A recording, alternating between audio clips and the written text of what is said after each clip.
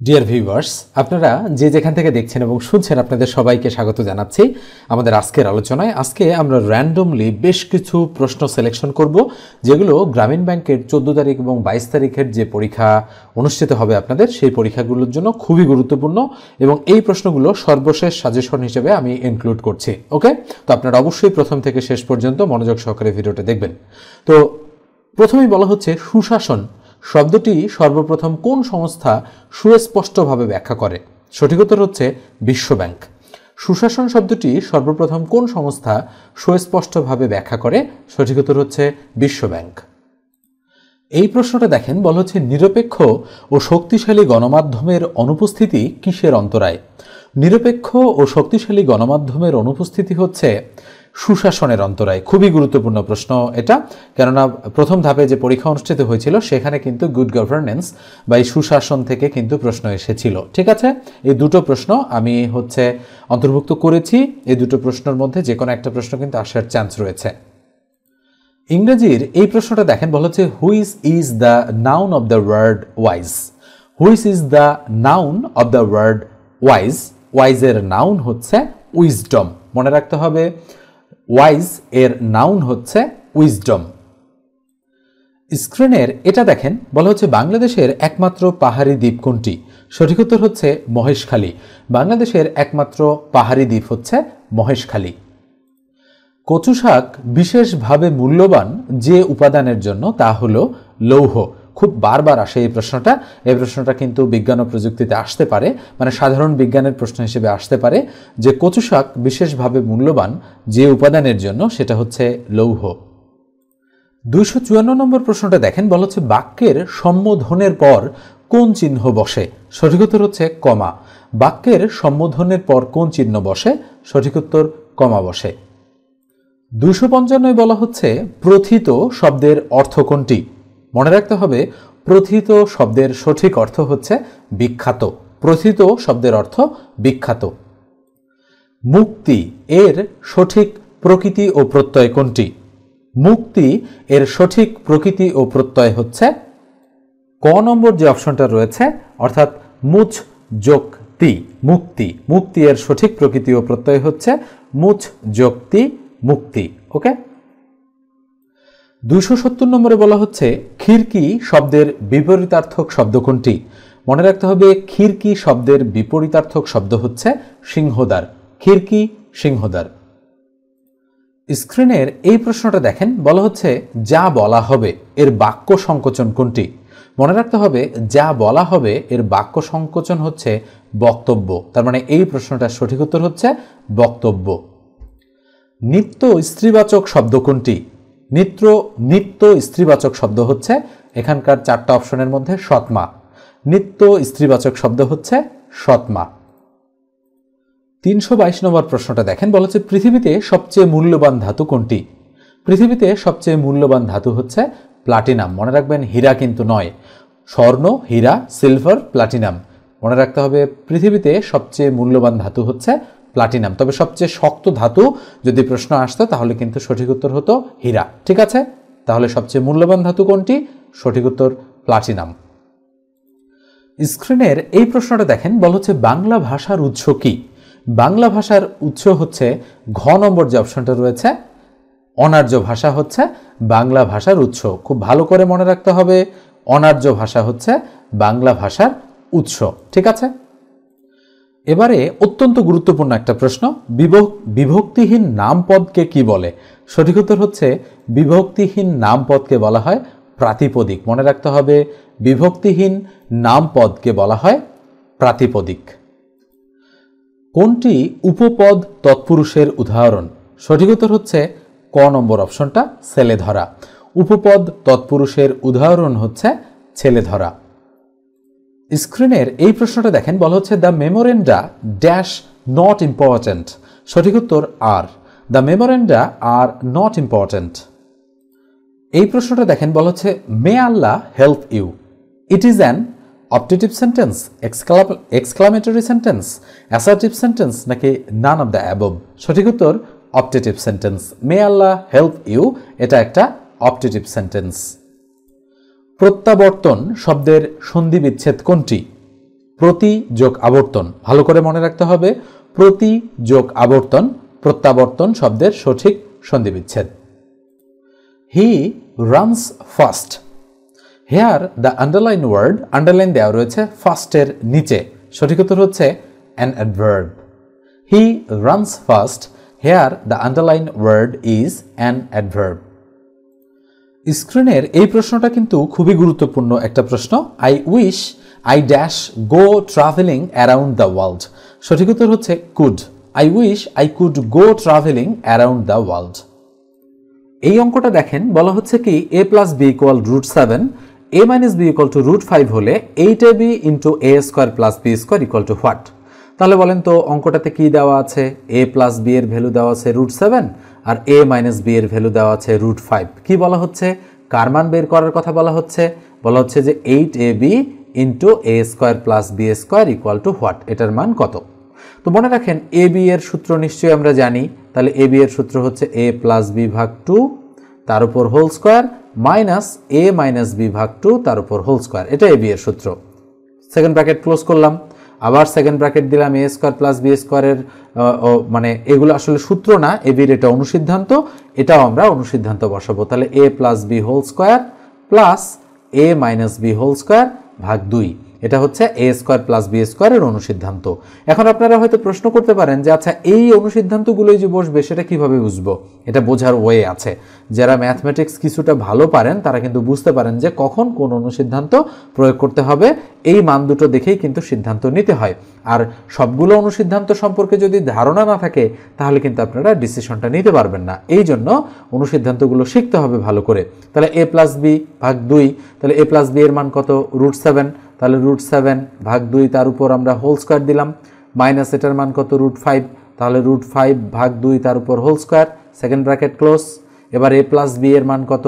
√7 তার উপর square plus a minus B এর মান কত? √5, তার মানে √5 তার উপর হোল স্কোয়ার ভাগ হচ্ছে 2, সেকেন্ড ব্র্যাকেট ক্লোজ করলাম।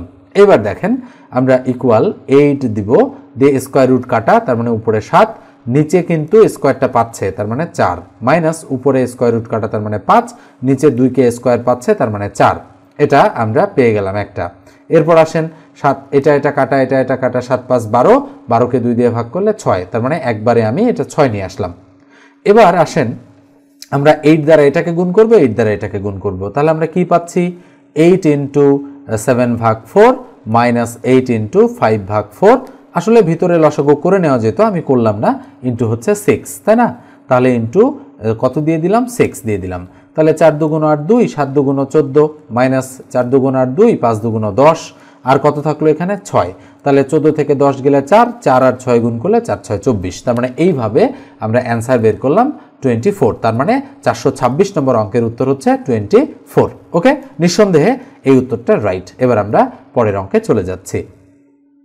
স্ক্রিনের এই প্রশ্নটা দেখেন, বলা হচ্ছে 4 টু দি পাওয়ার এক্স, 4টা 4 টু দি পাওয়ার এক্স আছে, তার মানে 4 to the power x plus 4 to the power x plus 4 to the power x plus 4 to the power x. আচ্ছা বলেন তো দেখি এখানে কি করা যায়? যেহেতু মান বের করতে বলছে তাহলে একটা কমন নিতে পারি, একটা কমন নিলে 1 প্লাস 1 প্লাস 1 প্লাস 1 থাকে, কমন নিলে তো কিছুই নাই, তার মানে 1 লিখতে হয়। তাহলে 4 to the power x into 4টা এক যোগ করলে 4 হবে।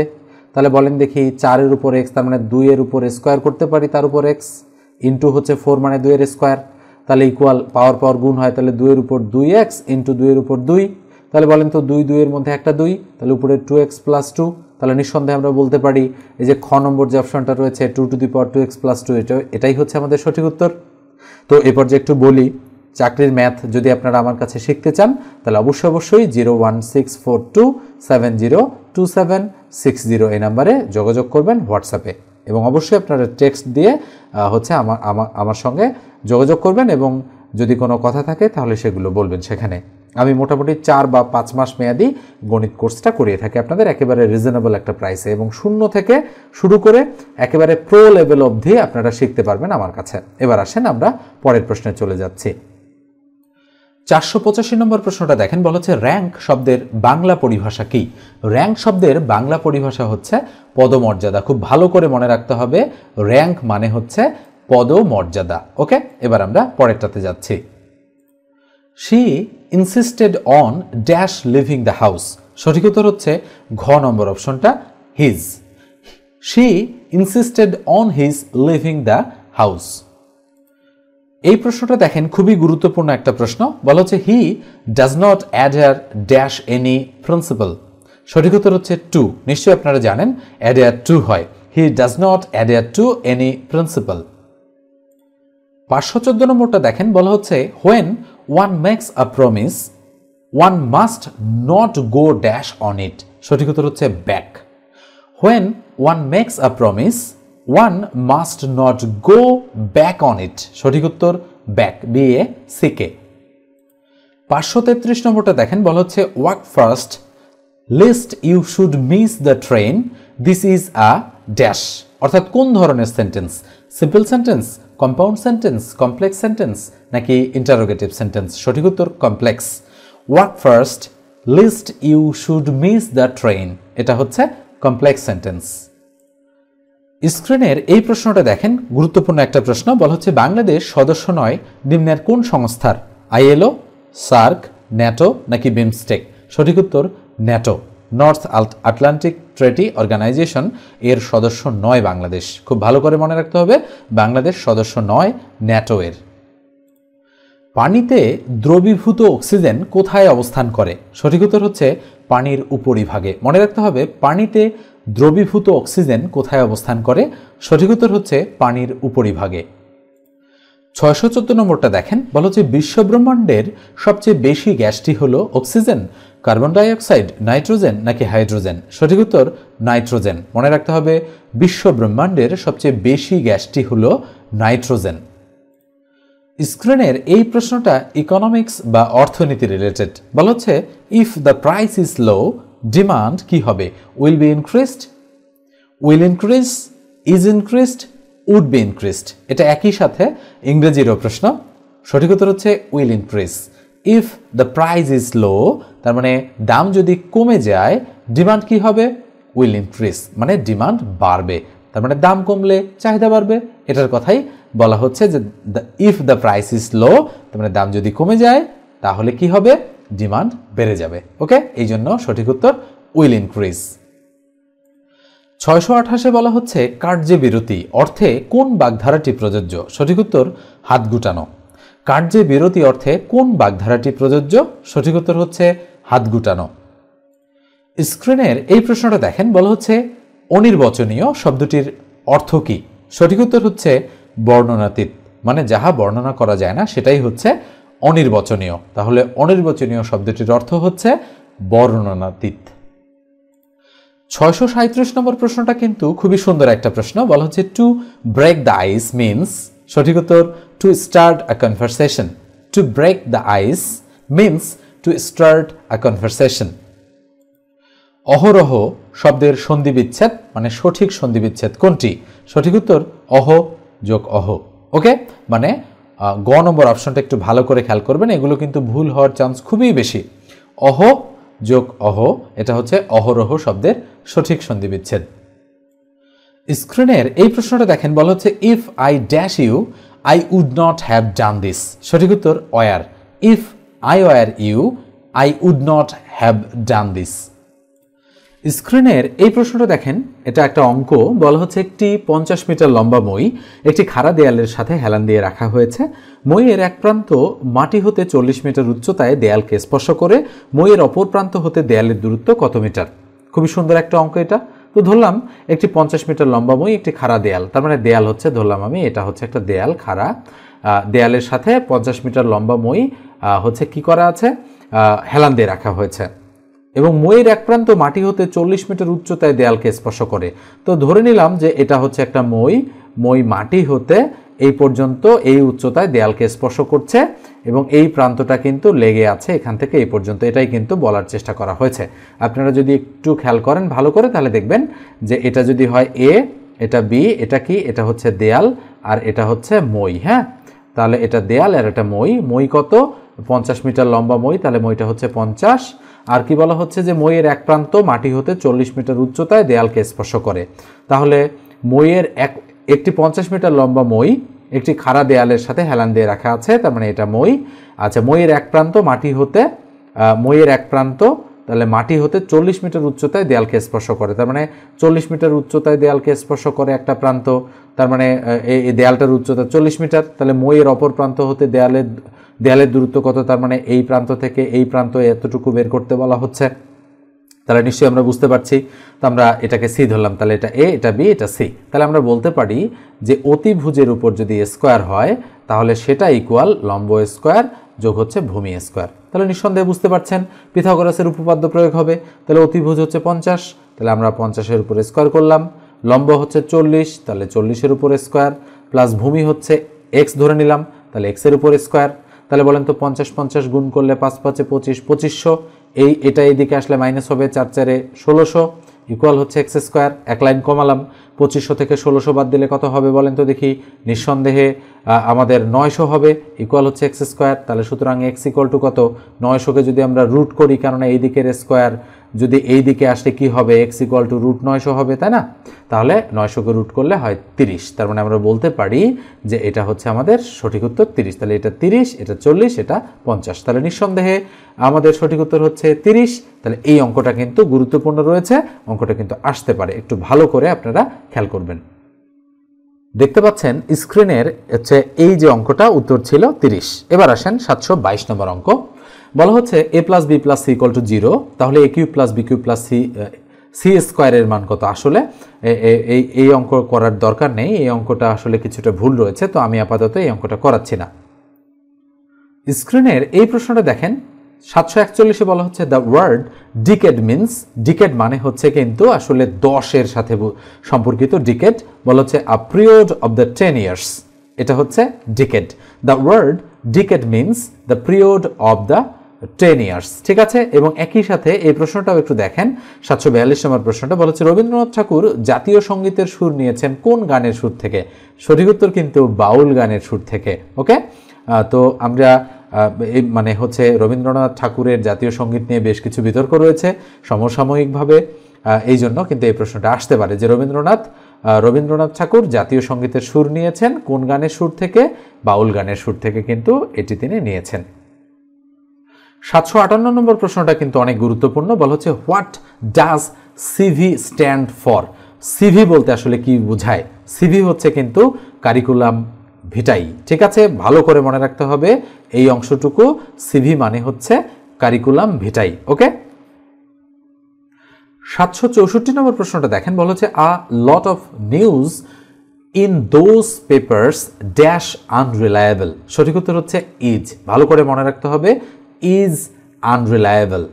765-তে বলা হচ্ছে নিচের কোনটি সুনীল অর্থনীতির সাথে সম্পর্কিত? সঠিক উত্তর হচ্ছে সমুদ্র অর্থনীতি। প্রশ্নটা কিন্তু অত্যন্ত গুরুত্বপূর্ণ, মনে রাখতে হবে সমুদ্র অর্থনীতি বা সি ইকোনমি যেটাকে আমরা বলি, সেটা হচ্ছে সুনীল অর্থনীতির সাথে সম্পর্কিত, ঠিক আছে। একটু ভালো করে মনে রাখবেন প্রশ্নটা। আমি আরেকটু বলি, এটাকে কিন্তু বলা হয় ব্লু ইকোনমি। সুনীল শব্দ এর যদি আমরা ইংরেজি করি তাহলে সেটা হচ্ছে ব্লু ইকোনমি, এটা হচ্ছে আমাদের সমুদ্র অর্থনীতি আমরা এটাকে বলি। প্রশ্নটা কিন্তু একটু ঘুরিয়েও আসতে পারে। এখানে দেখেন বলা হচ্ছে নিচের কোন ভগ্নাংশটি ছোট? সম্ভাব্য 4টা যে ভগ্নাংশ আছে এগুলোর মধ্যে আপনারা ছোট বড় বের করবেন কিভাবে?